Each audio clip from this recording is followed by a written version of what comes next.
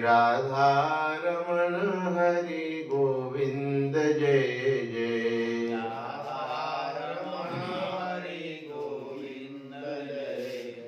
नमस्तस्मै भगवते कृष्णाय कुण्ठमेधसे राधाधर सुधा सिंधो नमो नित्यविहारिणे। राधां कृष्णस्वरूपां वै कृष्णं राधा स्वरूपिणं कलात्मानं निकुञ्जस्थं गुरुरूपं सदा भजे। प्रपन्नपारिजाताय स्तोत्रवेत्रैकपाणये ज्ञानमुद्राय कृष्णाय गीतामृतदुहे नमः। रामाय रामभद्राय रामचन्द्राय वेधसे रघुनाथाय नाथाय सीतायाः पतये नमः। दक्षिणे लक्ष्मणो यस्य वामे च जनकात्मजा पुरतो मारुतिर्यस्य तं वन्दे रघुनन्दनम्। हरिशरणम्। श्री भक्तवंश कल्पतरु भक्तवत्सल शरणागत वत्सल श्री भगवान के पावन श्री चरणारविंदों में कोटिशः प्रणाम निवेदन करके सब संत महापुरुषों के श्री चरणों में गुरुजनों के श्री चरणों में शत शत वंदन करके इन सब की महती अनुकंपा से हम लोग प्रातः काल की बेला में ब्रह्मर्षि वाटिका महाराज वन वृंदावन में बैठकर श्रीमद् वाल्मीकि रामायण के माध्यम से भगवत लीला कथा का और सत्संग का आनंद प्राप्त कर रहे हैं। जहाँ भगवान की कथाएं होती है वहाँ सब तीर्थ विराजमान हो जाते हैं। और श्री हनुमान जी महाराज जी तो पहले आकर के कथा श्रवण के लिए बैठ जाते हैं। यत्र यत्र रघुनाथ कीर्तनम तत्र तत्र कृतमस्तकांजलिं बाष्पवारि परिपूर्ण लोचनम मारुतिम नमत राक्षसांतकम। नेत्रों से प्रेमाश्रु भर करके हनुमान जी नित्य प्रति आकर के कथा सुनते हैं। जहां भी कथा होती है और जहां कथा होती है वहां पर सर्व तीर्थ आकर के विराजमान हो जाते। गंगा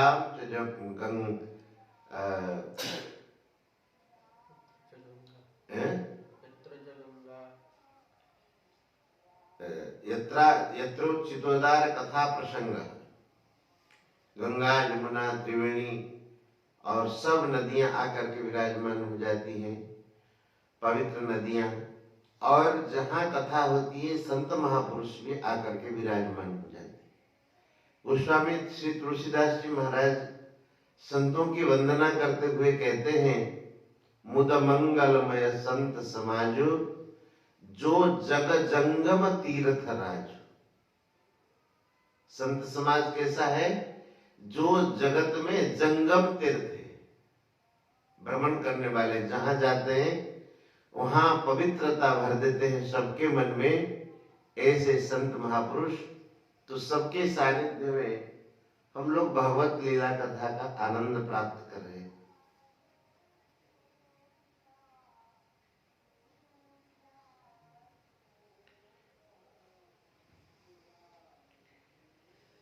तो कथा के प्रसंग में हम लोग कल यह चर्चा कर चुके हैं।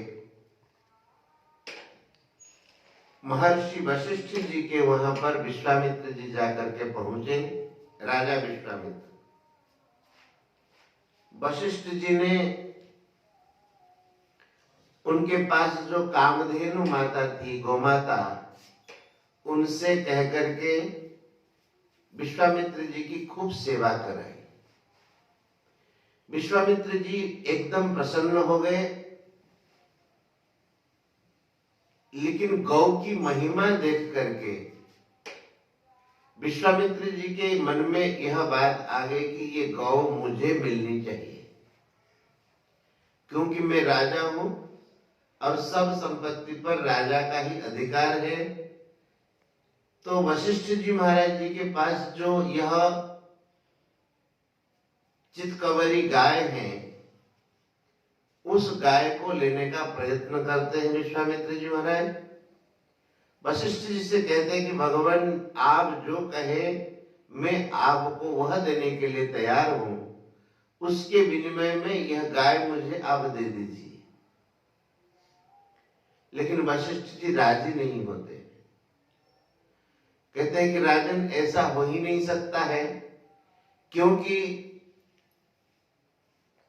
मेरे जितने भी शुभ कर्म हैं उन सब शुभ कर्मों का मूल यह गोमाता है। बहुना किम प्रलापेन न दास्य कामदोहिनी, इस कामधेनु को मैं आपको कदाचित नहीं दे सकता हूं, अधिक वार्तालाप बढ़ाने से क्या फायदा है। तो विश्वामित्र जी महाराज कुपित हो जाते हैं और कहते हैं कि देखो राजा का अधिकार है सब पर, इसलिए अगर आप ऐसा नहीं देते हैं तो मैं इस गाय को जबरदस्ती ले जाऊंगा। ऐसा कह करके जबरदस्ती उस कामधेनु गोमाता को महाराज विश्वामित्र ले जाते हैं। तो कामधेनु वशिष्ठोपि यदा न त्यजते मुनिः तदा सबलाम राम विश्वामित्रोऽन्वकर्षयत्। जब वशिष्ठ जी ने दिया नहीं तो विश्वामित्र जी ने उस कामधेनु गोमाता को बलपूर्वक घसीट कर ले जाने लगे। वह गौमाता बहुत व्याकुल हो गई और मन ही मन रोने लगी और विचार करने लगी, क्या हा देखो तो सही, ये महात्मा वशिष्ठ जी मुझे त्याग देते हैं। संत अगर त्याग दे, ब्राह्मण अगर त्याग दे तो मेरी क्या गति होगी। परित्यक्ता वशिष्ठेन किमहम सुमहात्मना, वशिष्ठ जी महाराज तो बड़े महात्मा हैं और वे मुझे क्यों त्याग कर देते हैं। और ये राजा के सिपाही मुझ दुखियारी को ले जा रहे हैं, मैंने क्या कोई अपराध किया महर्षि का। मुझे निरपराध और भक्त को जानबूझ कर भी ये वशिष्ठ महर्षि कैसे त्याग कर देते हैं। यह सोच करके वह गोमाता लंबी लंबी श्वास लेने लगी और दौड़ते हुए सबके जो सेवक थे जितने भी राजा के, उनके चंगुल से छूट करके उनको झटक करके दौड़ती हुई जाकर के वशिष्ठ महर्षि के पास पहुंची और नेत्रों से आंसू बहाती हुई कहने लगी, चित्कार करती हुई कहने लगी, भगवन् किं परित्यक्ता त्वयाहं ब्रह्मणः सुतः यस्माद् राजभटा मां हि नयन्ते त्वत्सकाशतः। बोले हे भगवान, हे ब्रह्मण सुत, ब्रह्मा जी के प्रिय पुत्र, क्या आपने मुझे त्याग दिया क्या। भगवान किम परित्यक्ता त्वया अहम किम परित्यक्ता, आपके द्वारा क्या मुझे त्याग कर दिया गया। ये राजा के सैनिक मुझे आपके यहां से क्यों ले जा रहे हैं। वशिष्ठ जी महाराज जी का हृदय भराया। गोमाता के नेत्रों में आंसू देख करके वशिष्ठ जी सह नहीं सके, कहने लगे कि मां, मैंने तुम्हारा त्याग नहीं किया, तुमने कोई भी मेरा अपराध नहीं किया। न त्वाम त्यजामि सबले नापि में अपकृतम त्वया, आपने कोई मेरा अपकार नहीं किया, मैंने त्याग भी नहीं किया। कि ये जो राजा है वो बलवान है और बल का उनको बड़ा घमंड है, उस बल से प्रमत्त होकर के आपको मुझसे छीन करके ये जबरदस्ती ले जा रहे हैं। और माता, इनके समान मेरा बल भी तो नहीं है, और ये राजा है, राजपद पर प्रतिष्ठित है, तो क्षत्रिय भी है, इस पृथ्वी के पालक है, तो शासन उनके पास है, सेना उनके पास है, ये अक्षौहिणी सेना उनके पास है, और ये हथियारों से युक्त है। इसीलिए मेरे जैसे निर्बल को अब इनके साथ में युद्ध तो कर सकता नहीं। कामधेनु माता समझ गई और महर्षि से कहने लगे कि हे महर्षि, क्षत्रिय का जो बल है वो अस्त्र शस्त्रों का बल है, शारीरिक बल है और रथ आदि का बल है, लेकिन ब्राह्मण का जो बल होता है वह दिव्य शक्ति तपस्या का बल होता है। उस तपशक्ति से ब्राह्मण श्रेष्ठ, ब्राह्मण बलवान होते हैं।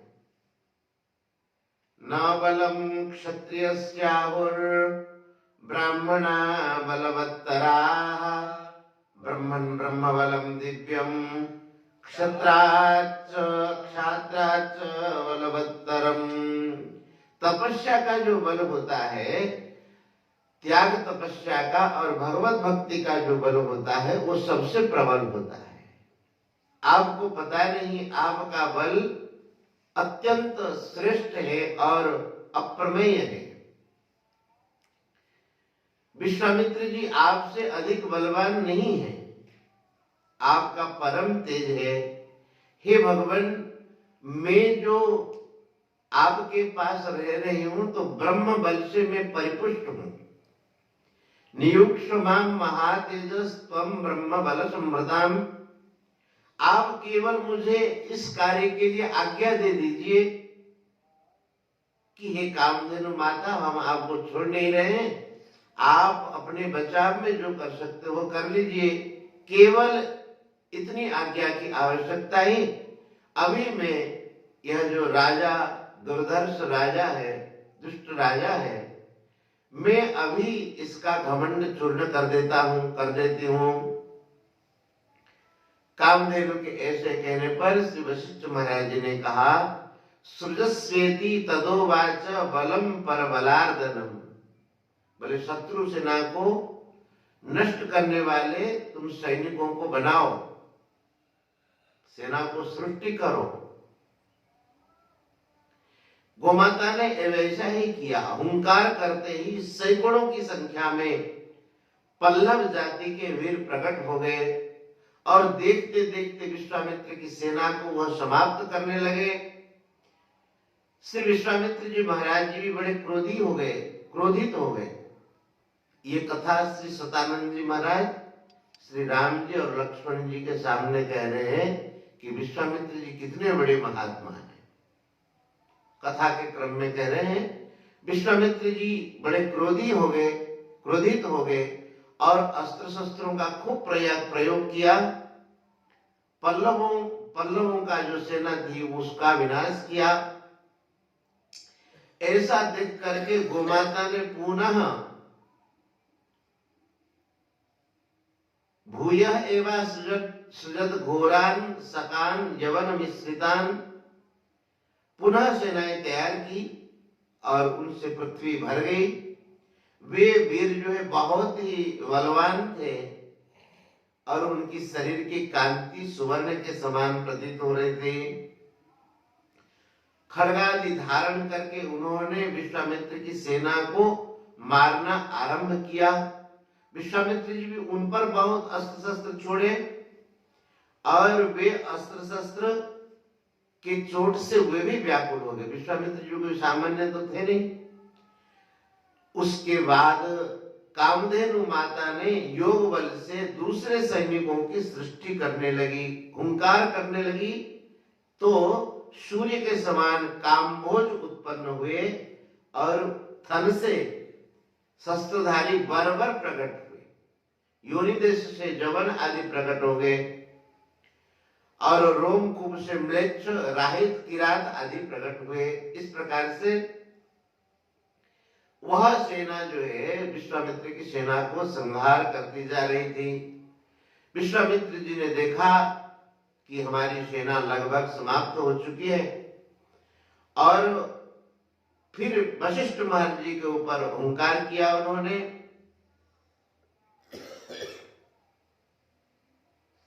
तब महर्षि ने, वशिष्ठ जी ने हुंकार करके बाकी जो सेना थी सबको जला करके भस्म कर दिया।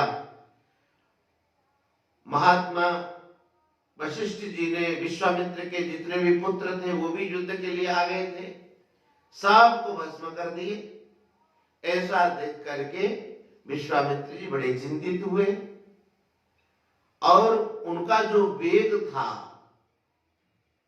सेना का जो वेग था और उनका जो वेग था, वह सब ऐसे ही टूट गया। समुद्र इव निर्वेगो भग्नद्रंष्ट इवोरगः उपरक्त इवादित्य सद्यो निष्प्रभतां गतः। समुद्र के समान, जैसे देखो नदियां जो है बहुत वेगवती होती है, लेकिन जाकर के समुद्र में मिल जाने से सब वेग शांत हो जाता है। समुद्र धीर गंभीर है ना, उनका वेग नहीं है। तो जैसे समुद्र वेग रहित हो जाता है और सांप जिनके दांत तोड़ दिए गए, निकाल दिए गए, वो जैसे खाली फुफकार कर सकते, कुछ बिगाड़ नहीं सकते, उसी प्रकार से उपरक्त इवादित्य सद्यो निष्प्रभतां गतः, और राहु के द्वारा ग्रसित सूर्य जैसे निष्प्रभ हो जाते हैं, वैसे ही विश्वामित्र जी का समस्त तेज निष्फल हो गया। वे बड़े दीनहीन हो गए, उत्साह भी उनका अब नहीं रहा, बहुत ही मनी मन बहुत खिन्न हुए हैं। उनका एक पुत्र बचा था, उस पुत्र को कहा कि बेटा तुम राज्य शासन करो और हम जाकर के तपस्या करके महादेव जी को प्रसन्न करते हैं, उनसे अस्त्र शस्त्र प्राप्त करते हैं। वैसा ही किया। विश्वामित्र जी महाराज तपस्या करने लगे उत्तर दिशा की, और जाकर के महाराज तपस्या से प्रसन्न होकर के भगवान शंकर ने दर्शन दिया और कहने लगे कि राजन, आप ये कठोर तपस्या क्यों करते हैं? क्या आप प्राप्त करना चाहते हैं? मैं आपको वर देने के लिए आया हूं और आप मनोवांछित वर मांगो। महाराज श्री भगवान शंकर के द्वारा ऐसे कहने पर विश्वामित्र जी ने कहा कि भले भगवान, अभी अगर आप मुझ पर संतुष्ट हैं तो सांगोपांगोपनिषदः सहरस्य प्रदीयताम्, अंग उपांग और उपनिषद और रहस्य सहित मुझे संपूर्ण धनुर्वेद प्रदान कर दीजिए। देवताओं के पास, दानवों के पास, महर्षियों के पास, गंधर्वों के पास, यक्ष राक्षस आदि, इनके पास जो जो भी अस्त्र है वो मुझे प्रदान करिए। आपकी कृपा से ये मंत्र मेरे हृदय में प्रकट हो जाए, मेरा यही मनोरथ है। मुझे आप ऐसी कृपा करिए मुझ पर। भगवान शंकर को अवडरदानी है, जो जैसा चाहे वैसे दे देते हैं। भगवान शंकर ने तथास्तु कहा।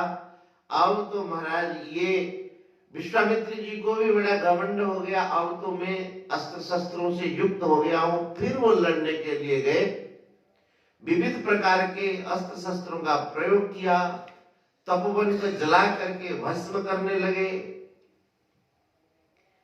जितने भी ऋषि मुनि थे उस तपोवन में सब इधर इधर भाग गए।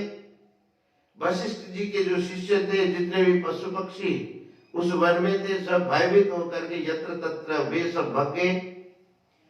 महात्मा वशिष्ठ जी का वह जो आश्रम था वो सूना हो गया, एकदम सन्नाटा छा गया उसमें। वशिष्ठ जी ने कहा कि बाकी, अरे भाई क्यों भाग रहे हो, तुम डरो नहीं, अभी मैं इसका निराकरण कर देता हूं। वशिष्ठ जी ने उनके उस प्रभाव का ऐसे ही निरस्त कर दिया जैसे सूर्य जैसे कोहरे को नष्ट कर देते, वैसे ही नष्ट कर दिया। तब विश्वामित्र जी से वशिष्ठ जी ने कहा, आश्रमं चिर समृद्धं यद विनाशितवानसि दुराचारो हि अन्मूढ़स्तस्मात् त्वं न भविष्यसि। अरे मेरा जो ये आश्रम था, चिरकाल से इसको मैं पाल पोष करके बढ़ाया था और हरा भरा कर दिया था, उसको आपने उजाड़ दिया और आपके इस महापाप के कारण अब आप कुशल नहीं रह सकते। ऐसा कहकर के श्री वशिष्ठ जी महाराज क्रुद्ध हो गए और यमदंड के समान एक भयंकर दंड हाथ में लेकर के उनके सामना करने के लिए तैयार हो गए। वशिष्ठ जी को देख करके विश्वामित्र जी आग्नेयास्त्र लिए और बोले कि अभी रुको, मैं देखता हूं। महाराज ब्राह्मण दंड को उठा करके वशिष्ठ जी महाराज वैसे ही खड़े हैं और उधर विश्वामित्र जी अस्त्र शस्त्रों का प्रयोग करते हैं और ब्रह्मदंड जितने भी अस्त्र शस्त्र प्रयोग करते हैं उस ब्रह्मदंड में आकर के सब कोई समा जाते, तपस्या से है ना। इसीलिए क्वचते क्षत्रिय बलम क्वच ब्रह्म बलम महात् पश्य ब्रह्म बलम दिव्यम मम क्षत्रिय पांसना। हे क्षत्रिय पांसन, क्षत्रिय कुल के कलंक हैं, ये कहां क्षत्र बल है और कहां ब्रह्म बल है, मेरे दिव्य बल को देखो। इस प्रकार से वशिष्ठ जी महाराज शांत ब्रह्मदंड लिए खड़े हुए हैं और उधर से विश्वामित्र जी ने सारे के सारे अस्त्र शस्त्र प्रयोग कर दिए। वारुणास्त्र, रौद्रास्त्र, ऐन्द्रास्त्र, पाशुपतास्त्र, ऐशिक नामक अस्त्रों का प्रयोग किया और बहुत सारे मानव, मोहन, गांधर्व, स्वापन, जृंभन, मादन आदि आदि अस्त्रों का प्रयोग कर दिया वशिष्ठ जी के ऊपर। लेकिन वशिष्ठ जी भगवान नाम का स्मरण करते हुए वैसे ही केवल अपने ब्रह्मदंड को लेकर के खड़े थे और सारे के सारे अस्त्र उस ब्रह्मदंड में प्रशमित हो गए। तो विश्वामित्र जी ने अंतिम में ब्रह्मास्त्र का प्रयोग किया। देवता, ऋषि, महर्षि जितने थे घबरा गए और तीनों लोग के जो प्राणी थे वे सब व्यथित हो गए। लेकिन ब्रह्मदंड के द्वारा ही वशिष्ठ जी ने उस दंड को भी शांत कर दिया। महाराज ऐसा देखते ही विश्वामित्र जी अब बोले कि सब ऋषि महर्षि जो वशिष्ठ जी की स्तुति कर रहे हैं और विश्वामित्र जी महाराज कुछ लज्जित हो गए। गृहीतस्त्वया ब्रह्मन् निगृहीतस्त्वया ब्रह्मन् विश्वामित्रो महाबलः अमोघं ते बलं श्रेष्ठ लोका सन्तु गतव्यथा। सब स्तुति करके कहते हैं कि भगवान आपकी कृपा से सब लोग निर्व्यथित हुए हैं और आपका ब्रह्मदंड जो है अपराजय है। विश्वामित्र जी अब क्या करें? लंबी लंबी सांस को लेकर के क्षत्रबल को धिक्कार कर रहे हैं और कह रहे ब्रह्म तेज से जो बल प्राप्त होता है वस्तुतः वही बल है। मैंने आज देख लिया, एकेन ब्रह्मदंडेन सर्वास्त्राणि हतानि में, मेरे सारे अस्त्र शस्त्रों को केवल एक ब्रह्मदंड से इन्होंने समाप्त कर दिया। इस घटना को देख करके श्री विश्वामित्र जी महाराज सोचने लगे कि अब मैं तपस्या करूंगा और ब्राह्मणत्व को प्राप्त करूंगा। ऐसा कह करके विश्वामित्र जी महाराज मन ही मन बड़े दुखी होकर के और जाकर के खूब तपस्या करने लगे। उग्र तपस्या में विश्वामित्र जी महाराज विराजमान हुए। धीरे धीरे धीरे धीरे उनका तप जो है कठोर हो गया और इसमें एक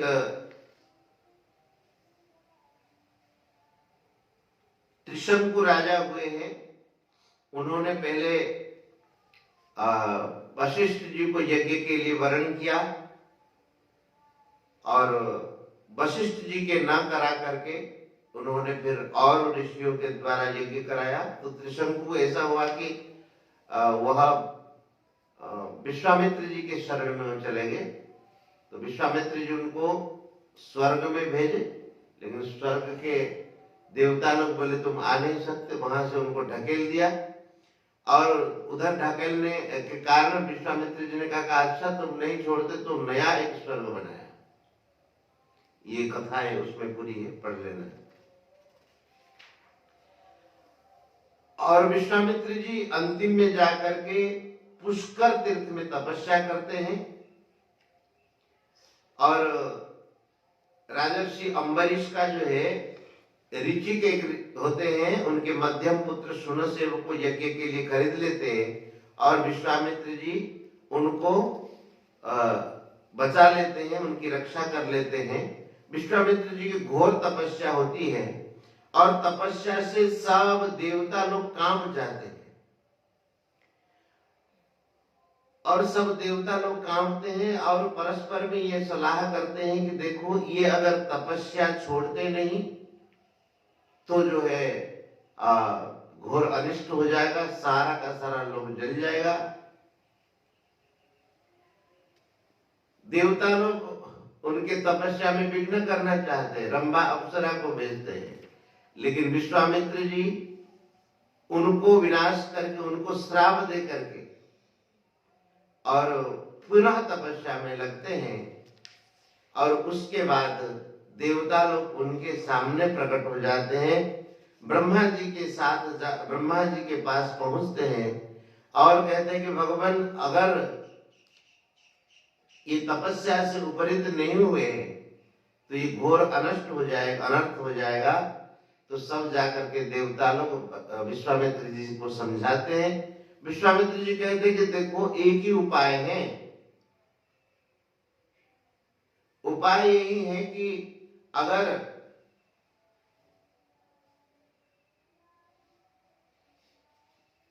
वशिष्ठ जी मुझे ब्रह्मर्षि कह दें तब मैं ये तपस्या को छोड़ सकता हूं,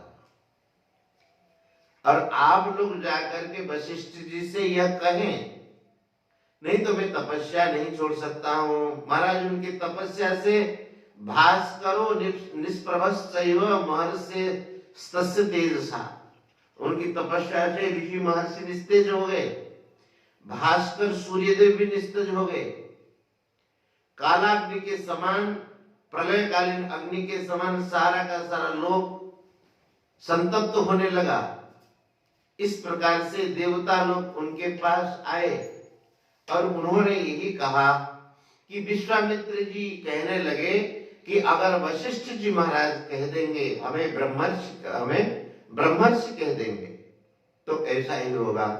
देवता लोग जाकर के सब वशिष्ठ जी के पास पहुंचे, बोले महाराज आप उनको ब्रह्मर्षि की पदवी दे दीजिए। पहले तो लड़ाई करते थे, तो जब कभी आते थे तो ये उनको राजर्षि कहा करते थे। अब देवताओं ने वशिष्ठ जी को प्रसन्न किया। 194 प्रश्न 25वां श्लोक। ततः प्रसादितो देवैर्वसिष्ठो जपताम्बरः सख्यं चकार ब्रह्मर्षिरेवमस्त्वित्सा ब्रवीत। वशिष्ठ महर्षि को देवताओं ने प्रसन्न किया और वशिष्ठ महर्षि ने उनको वशिष्ठ ब्रह्मर्षि ने उनको एवमस्तु ऐसा ही हो कह करके ब्रह्मर्षि कह करके उनका संबोधन किया और उनके साथ मित्रता कर ली और कहने लगे कि आप निश्चित रूप से ब्रह्मर्षि हो गए। ब्रह्मर्षित्वं न संदेह सर्वं संपद्यते तव इत्युक्त्वा देवताश्चापि सर्वा जग्मुर्यथागतम्। देवता लोग जैसे आए थे वैसे फिर अपने अपने स्थानों को चले गए। विश्वामित्र जी महाराज वशिष्ठ जी का खूब पूजन किया। बोले कि भगवान मैंने ये जो किया था उसके लिए मैं बहुत दुखी हूं और आप मित्रता स्थापन करके वशिष्ठ महर्षि का ब्रह्मर्षि वशिष्ठ जी का पूजन किया, उनका सब मनोरथ सफल हो गया। रघुनाथ जी से गाधी नंदन कहते हैं, नहीं कौन सदानंद ये कथा सुनाते, बोले राम मुनि श्रेष्ठ एस विग्रहवांस्तव एष धर्मः परो नित्यं वीर्यस्यैष परायणम्। ये साक्षात धर्म के विग्रह है और पराक्रम के खजाना है। ये तपस्या के मूर्तिमान स्वरूप है श्री विश्वामित्र जी। ये कोई सामान्य नहीं है जिनको आप गुरु रूप से प्राप्त हुए हैं। ऐसा कह करके श्री सतानंद जी जब शांत हुए, उनके मुख से यह बात सुन करके श्री विश्वामित्र जी के चरणों में श्री राम जी और लक्ष्मण जी प्रणाम करते हैं और प्रणाम करते हुए कहते, धन्योऽस्म्यनुगृहीतोऽस्मि यस्य मे मुनिपुंगव यज्ञं काकुत्ससहितः प्राप्तवानसि कौशिका।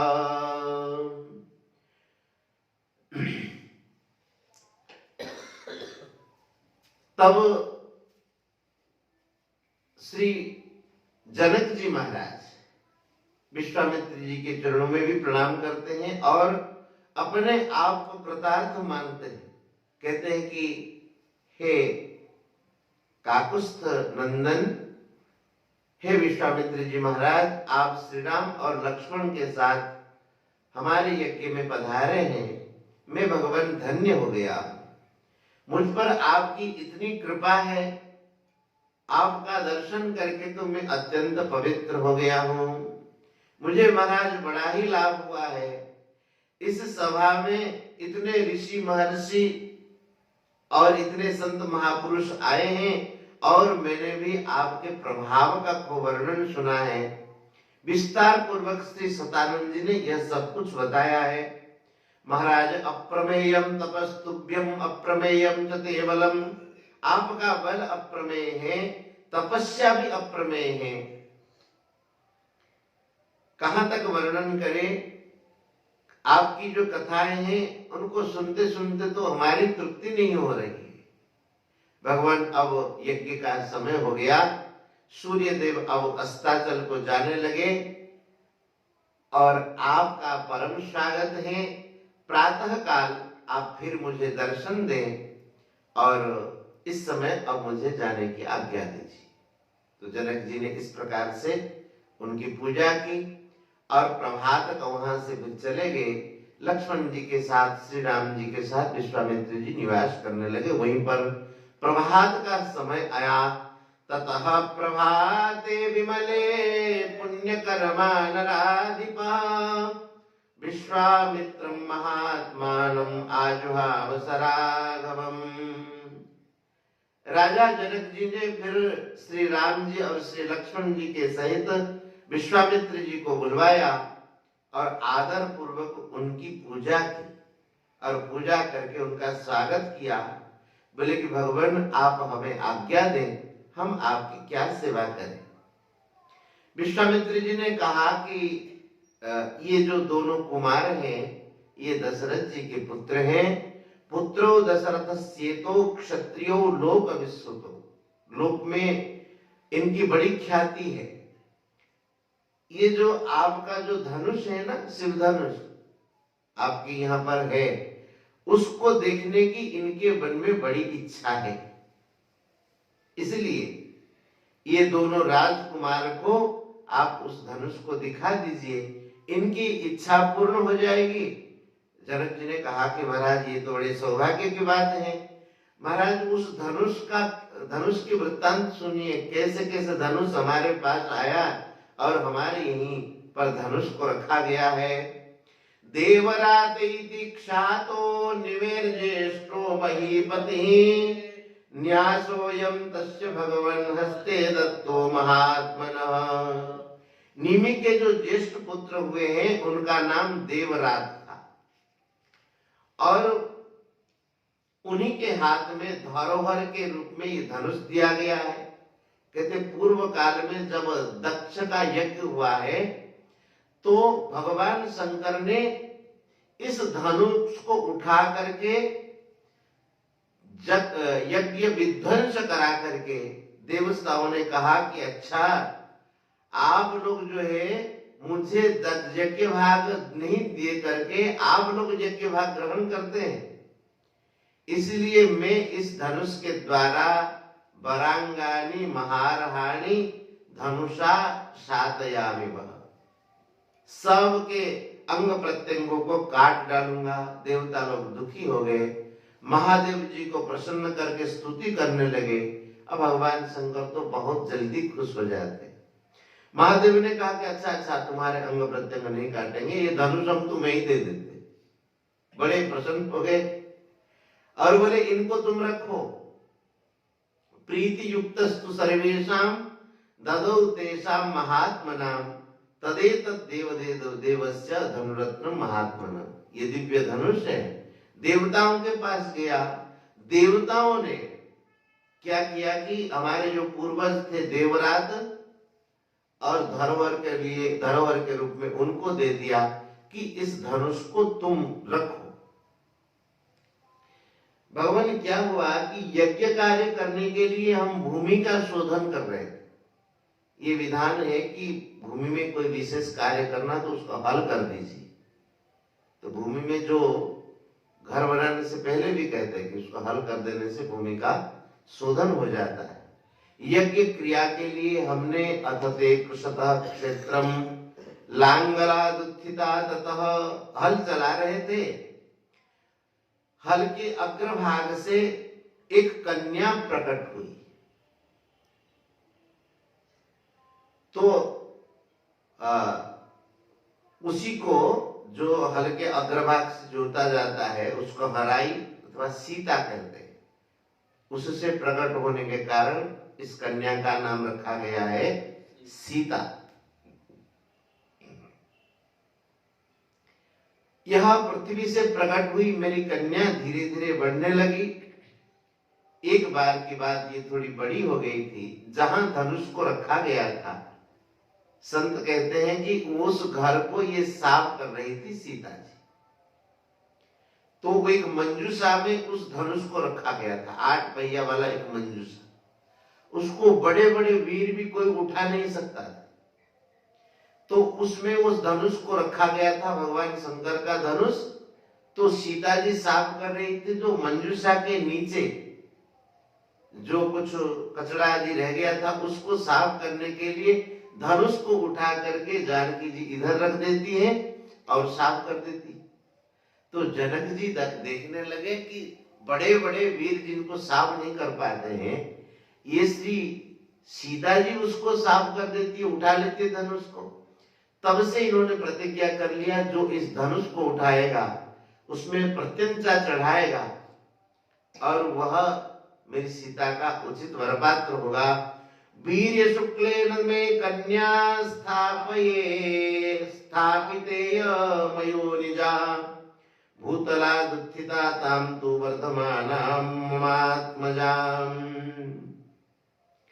तब से मैंने यह प्रतिज्ञा कर ली, जो धनुष को चढ़ाएगा ये पराक्रम रूपी शुल्क दे करके, वीर्य शुल्क। तब ये धनुष यहीं पर रखा रहा। तब से बड़े बड़े राजा लोग आए, बोले कि हम उठाते। क्या तुमने शुल्क रखा है? सीता जी के विवाह के लिए क्या शुल्क रखा है? बोले शुल्क कुछ नहीं है, ये धनुष को आप उठा लीजिए। सबने प्रयास किया, महाराज हो ही नहीं सका किन्हीं के द्वारा। तब ये राजा लोग जो है जब अपने कार्य में विसफल हो गए, सफल नहीं हुए, तो मैंने इनकार कर दिया बोले कि हम नहीं सीता जी का विवाह कर सकते क्योंकि हमारी ये प्रतिज्ञा। तो बोले कि महाराज ये राजा लोग बड़े कुपित हो गए।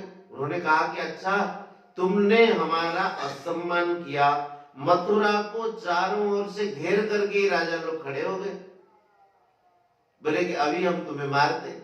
सब अस्त्र शस्त्रों की वर्षा करने लगे और महाराज मथुरा को मिथिला को कष्ट देना आरंभ किया।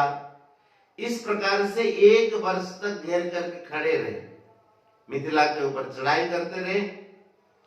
और महाराज मैं अब कितना करता है, ये सैकड़ों की संख्या में राजा, मेरा भी बल क्षीण होने लगा, मुझे भी बड़ा दुख हुआ, ये क्या हो गया। उसके बाद हमने देवताओं को प्रसन्न किया तपस्या के द्वारा। ततो देवगणान् सर्वान् तपसा हम प्रसादयम् ददुश्च परम प्रीता चतुरंग बलम सुरा।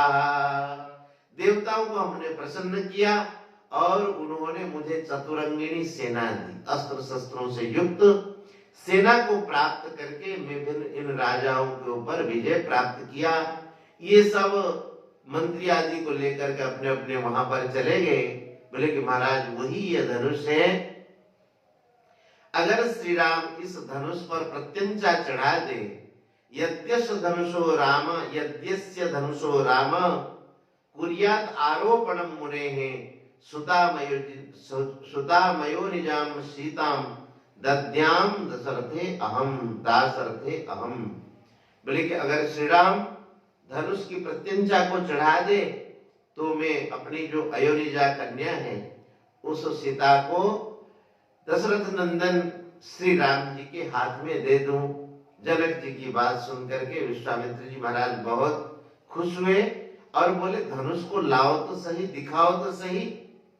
जनक जी ने आज्ञा दी और जनक जी की आज्ञा प्राप्त करके कितने लोग धनुष को ला रहे हैं देखिए। नृणाम शतानि पंचाशत् व्यायतानां महात्मनां मंजुषामष्टचक्रां समहुस्ते कथंचन। ये 8 पहियों से युक्त एक लोहे की बड़ी मंजूषा थी, सिंधु। और मोटे ताजे जो बलवान वीर हैं वे कितने थे? 5000। नृणाम शतानि पंचाशत्, 5 और 5000 लोग बड़े जो वीर कहलाते थे, बलवान थे, वो भी कथंचन बड़े मुश्किल से ला करके उस मंजूषा को ला करके पहुंचे। और उसके बाद कहा कि भगवान ये वही धनुष है और भगवान श्री राम धनुष को देख रहे हैं और धनुष को तोड़ेंगे भी। ये कथा आगे करें। श्री राम जय राम जय जय राम, श्री राम जय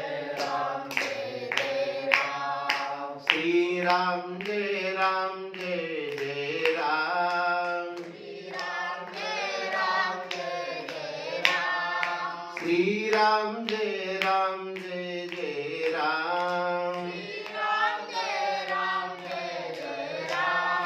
श्री राम जय राम जय जय राम, श्री राम जय राम जय जय राम, श्री राम जय राम जय जय राम, श्री वृंदावन बिहारी लाल की, श्री राधा रानी की, श्यावर रामचंद्र की, श्री जानकी मैया की, अवध धाम की, श्री जगन्नाथ महाप्रभु की, श्री यमुने महारानी की, सरयू मैया की, श्री वृंदावन धाम की, सब संत महात्माओं की, श्री गीता गंगा गौ माता की जय जय श्री राधे श्याम।